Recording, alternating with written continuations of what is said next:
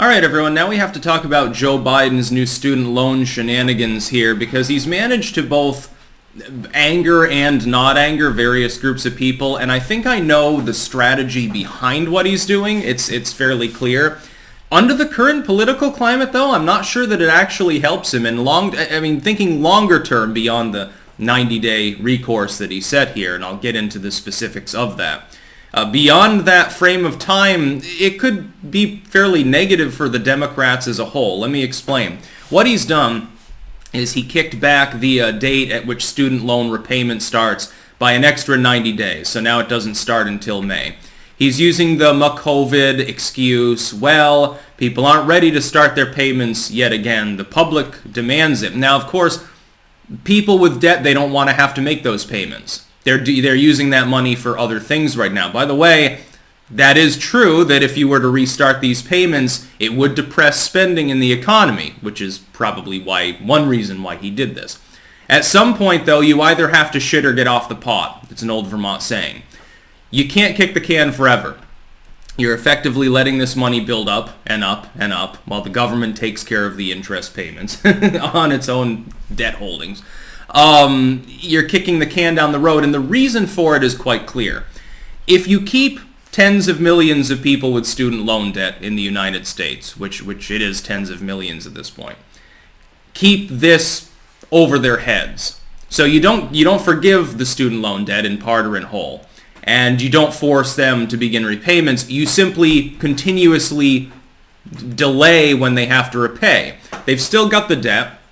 At some point, they're worried about having to repay it. They slowly get used to a lifestyle in which their budget's based on having that extra money each month. Therefore, when the midterms come, you can scare them and say, well, if you vote for them, they'll have you in chains. If you vote for the Republicans, they'll make you pay the student loan debt back. And by the way, why didn't I forgive the student loan debt? I didn't have the votes. It wasn't prudent. Hey, you have to pay it back someday. I'm just saying that I'm going to keep delaying it as long as the Democrats are in control.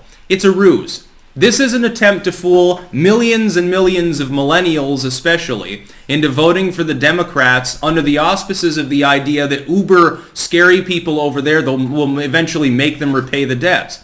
I hate to tell you, but there's no such thing as a free lunch. If the government were to write off the debt, it would have to do so through massive money printing. And by the way, the idea, the cockamamie proposal that's been made by some of the leftoids, and I'll get into the potentially deleterious effects on the Democrats in the midterms courtesy of that in a moment.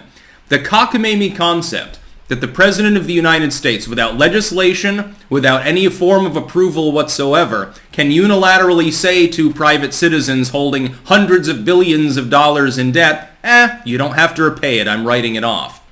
And do you realize what economic impact that would have? The student loan bubble is getting ready to explode in our faces. I don't deny that, by the way. Something does need to be done about it. You need to stop giving the colleges grants and letting student loans apply to women's art studies and stuff like that. Focus on STEM. Don't give out grants and shit like that for filler courses. And don't incentivize universities to take the money the government gives them and build another stadium while raising their costs proportionally. That's the problem. We gave the universities and colleges too much money. We gave them too many grants, and we tried to force everyone into the educational institutions, bloating them in size, and they said, well, we'll just offer filler courses. And so there are people that they go to college and they just take a bunch of blow-off courses because they're reasonably smart and get a lot of grants, and it looks good, hey, I have a degree. Yeah, I took some English and math and stuff, so I learned a little bit more. And then they'll get a slightly better job, supposedly. Or at least that's the way a regularly functioning economy might work. This is essentially can kicking. This is an attempt to hold that debt over people's heads to get them to vote for leftoid policies. But there's a problem. Joe Biden is gravely miscalculating if he thinks that the left will actually... some of the policy-making left, like Elizabeth Warren, they're fine with it. They're in on the joke.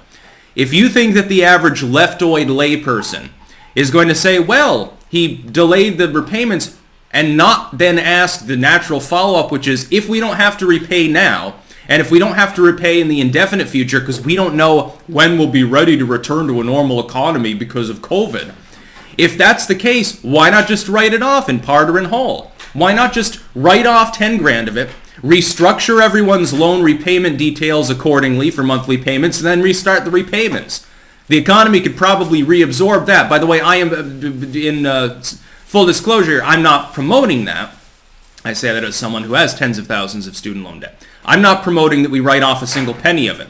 I'm promoting a reduction in the debt increase over time due to interest. That would be fine. I would promote ending the concept of student loans for non-STEM. I would promote stop giving taxpayer money to universities that keep raising their rates well beyond even the high inflationary levels year after year while cutting courses like UVM did. I would promote all these things. UVM, it gets rid of geology as a major and half of its history and philosophy courses while cramming things full of more women's studies and feng shui for your minivan. By the way, when people thought that was funny, that's actually a reference from a Mad Magazine gag from like 1999. So yeah, that's where I got the idea. Anyway, with the left, though, not with the left policymakers, the pretend left. They're all rich, and the AOC doesn't really care about your student loan debt. Elizabeth Warren doesn't really care. None of these people genuinely give a shit whether you're in debt. In fact, it's good if you are in debt because, again, they can hold it over your head and get you to vote for breadcrumb policies, for breadliner bullshit. But the ones that do care, the leftoid lower and middle class that have the debt, they do care. And I see them saying, hey, Biden, if you can delay it, why can't you just get rid of it? And they're being whipped into a frenzy by opportunistic leftoid politicians who are lying to them and saying that Biden can simply write it off. But Biden probably knows better than to do that because the extra inflation would hit before midterms. Now, at some point in May, he might say, okay, we're writing off part of it. We're writing off all of it. Then he has to be embattled in court, and once again, technically that's a victory. This might be his ultimate goal, because then he can say, well, I tried to give you free money, but the Republican Supreme Court blocked it. It's not my fault. I'm just inept and can't do anything, but my heart was in the right place.